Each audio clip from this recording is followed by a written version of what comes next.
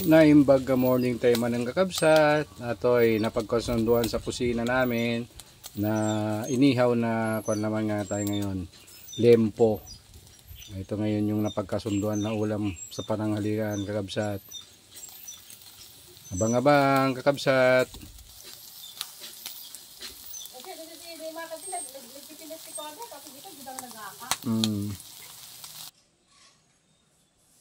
Ito na nga guys, ginawa natin parang dinakdakan ngayon. Atin ang titimpla ng sibuyas. Yan.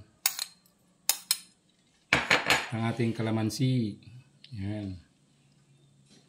Nalagyan ko na rin pala ito ng ano guys, paminta sa kasin kanina. Ayan, mimikos-mikos na natin. Ayan.